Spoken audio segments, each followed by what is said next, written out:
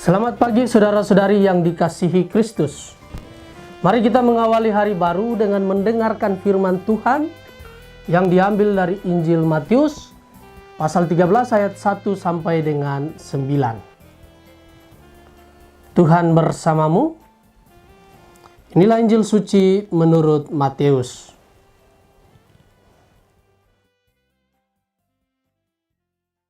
Pada suatu hari Yesus keluar dari rumah dan duduk di tepi danau. Maka datanglah orang banyak berbondong-bondong, lalu mengerumuni dia, sehingga Yesus naik ke perahu dan duduk di situ, sedangkan orang banyak semuanya berdiri di pantai. Yesus mengajarkan banyak hal kepada mereka dengan memakai perumpamaan-perumpamaan. Ia berkata, ada seorang penabur keluar menaburkan benih. Pada waktu ia menabur, sebagian benih itu jatuh di pinggir jalan, lalu burung-burung datang memakannya. Sebagian jatuh di tanah yang berbatu-batu, yang tidak banyak tanahnya, lalu benih itu pun segera tumbuh, namun karena tanahnya tipis. Tetapi sesudah matahari terbit, layulah tumbuhan itu dan menjadi kering karena tidak berakar.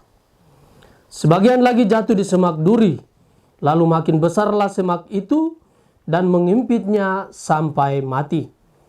Dan sebagian jatuh di tanah yang baik lalu berbuah. Ada yang 100 ganda, ada yang 60 ganda, ada yang 30 ganda.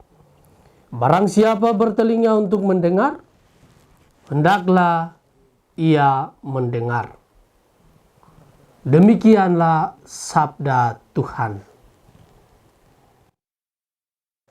Saudara-saudari yang dikasihi Kristus, tema yang akan kita renungkan pada hari ini adalah mengenai siapa bertelinga, hendaklah ia mendengar.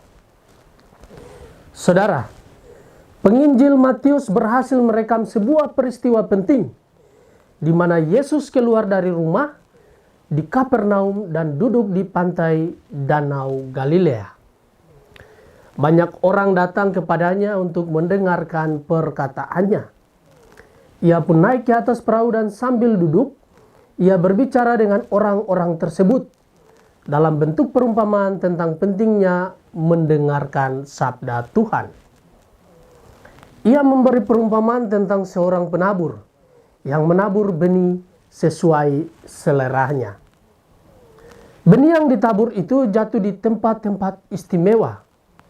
Pertama, di pinggir jalan sehingga burung-burung memakannya.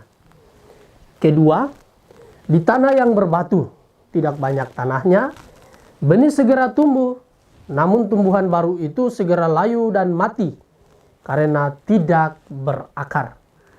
Yang ketiga, benih ini sebagian jatuh di semak berduri. Makin besar semak itu dan menghimpitnya sampai mati. Yang keempat, tanah yang baik.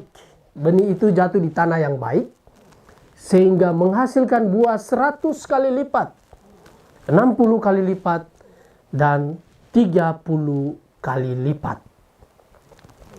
Yesus mengakhiri perumpamaan itu dengan mengatakan, siapa bertelinga, hendaklah dia mendengar. Inti pembicaraan Yesus adalah mendesaknya kerajaan Allah.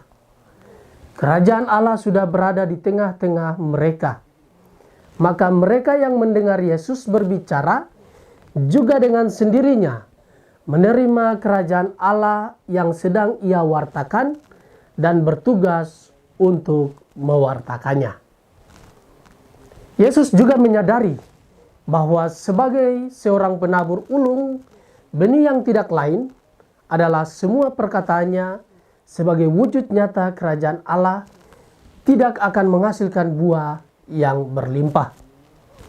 Ada banyak kesulitan yang akan dialami, bahkan ia sendiri akan wafat di kayu salib. Saudara, melalui perumpamaan ini Yesus mengajak para murid untuk tidak pernah lelah atau takut mewartakan kerajaan Allah. Mereka harus tetap berharap pada kuasa Tuhan. Tuhanlah yang akan membantu mereka untuk berkarya dan melayani kerajaannya, sehingga dapat menghasilkan buah yang berlimpah. Satu hal yang dapat kita ambil sebagai bagian dari pengalaman rohani kita adalah kemampuan untuk mendengarkan. Karena itu, kita harus mendengar dengan telinga hati. Amin. Marilah berdoa. Tuhan, pagi ini kembali kami naikkan syukur dalam doa dan permohonan. Terima kasih sudah menjaga kami saat tidur maupun bangun. Terima kasih untuk udara sejuk dan segar pagi ini. Tuhan, kami hendak beraktivitas. Kami mohon tuntunan dan pemeliharaan-Mu. Jauhkanlah kami dari yang jahat, dan berilah kami kekuatan dan kesehatan. Ajarilah kami untuk saling mengasihi dan mengampuni. Kami serahkan hari ini ke dalam tangan-Mu. Kristus terang dunia, berkatilah keluarga-keluarga kami. Jadikanlah kami alat kasih-Mu, dan pantaskanlah kami menjadi hamba-Mu yang setia. Amin. Tuhan bersamamu.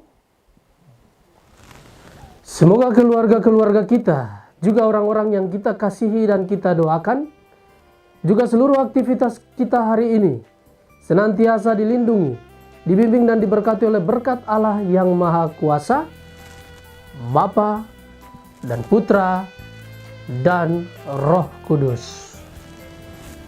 Amin.